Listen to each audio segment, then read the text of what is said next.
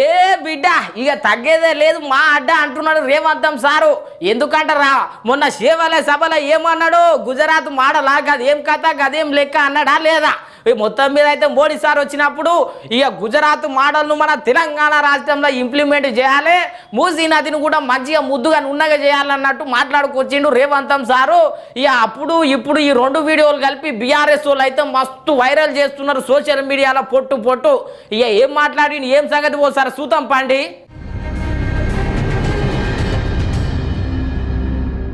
నిన్నటి సంది ఇప్పటిదాకా ఒకటే చర్చ నడుస్తున్నదుల్లో రాష్ట్రంలో సీఎం సారు కోసం.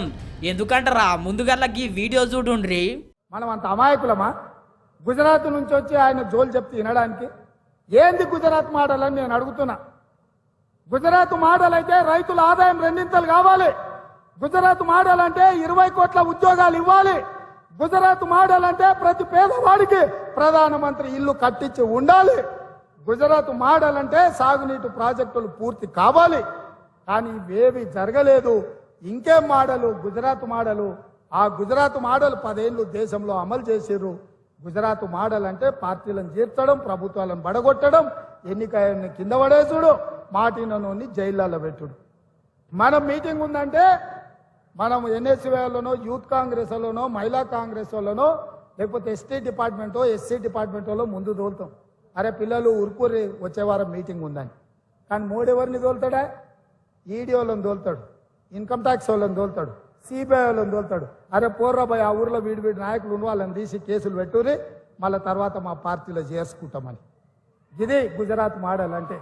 చూసిరు కదా గుజరాత్ మోడల్ అంట అని చెప్పి మస్తు గుస్తా అయ్యిండులే సీఎం సారు.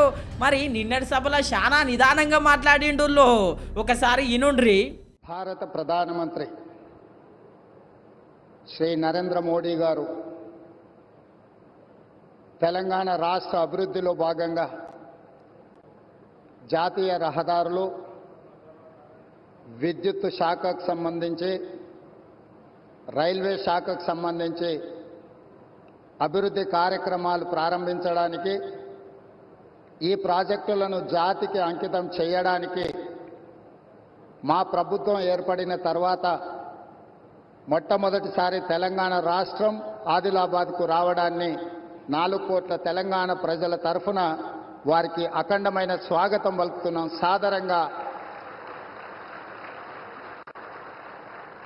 సాదరంగా తెలంగాణ అభివృద్ధిలో సహకరించినందుకు వారికి రాష్ట్రం తరఫున కృతజ్ఞతలు తెలియజేస్తున్నాం.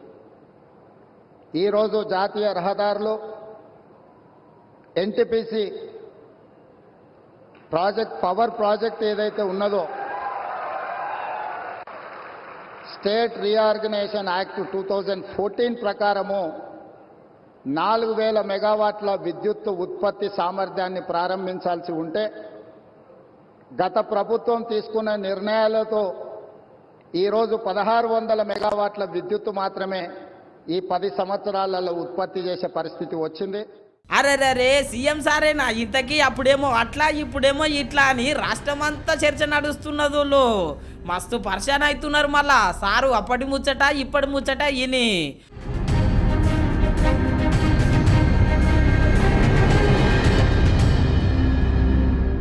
కొంతమంది కాంగ్రెస్ కార్యకర్తలు ఏమంటున్నారంటే సీఎం సారు తిట్టిందేమో బహిరంగ సభలా, పొగిడిందేమో ప్రభుత్వ సభలా. గది మా సీఎం రేవంత్ రెడ్డి సార్ అంటే బీఆర్ఎస్ నేతల మటుకు ఇంకో ముచ్చట అంటున్నారు. ఇక పల్లా రాజేశ్వర్ రెడ్డి సారు ఏమంటున్నాడో ఇనుండ్రి. భారతదేశ ప్రధానమంత్రి గారు, బీజేపీకి చెందిన మోడీ గారు, అదేవిధంగా ఇక్కడ తెలంగాణ ముఖ్యమంత్రి కాంగ్రెస్ ముఖ్యమంత్రి రేవంత్ రెడ్డి గారు అలాయి బలాయి చేసుకున్నట్టే అనిపించింది. వారు సీఎం రేవంత్ రెడ్డి గారు మాట్లాడుతూ ప్రధాన మోడీ గారు నా యొక్క పెద్దన్న, నేను బడేబాయ్, మాకు బడేబాయ్ అని చెప్పారు. వారు చోటేబాయ్ అని చెప్పారు. ఈ బడేబాయ్ చోటేబాయ్ సంబంధం అనేది ఈ ఎన్నికల ముందు ఇంతకుముందు చాలా తక్కువగా రహస్య ఒప్పందాలు ఉండేది. ఇవాళ మాత్రం బయటికే వారిద్దరు మాట్లాడిన తర్వాత వాళ్ళ ముఖ కవలికలు, వాళ్ళ యొక్క సంతోషం చూస్తున్నట్లయితే బీజేపీ కాంగ్రెస్ యొక్క చీకటి ఒప్పందం తెలంగాణలో ఇవాళ బయటపడింది. ఇన్నరు కదా ఇట్లా 3 పార్టీల ముచ్చట 3 తీర్లు ఉన్నదుల్లో చూడాలే మరి సీఎం సారు చర్చ ఇంకెంతగానం నడుస్తుందో ఏమో.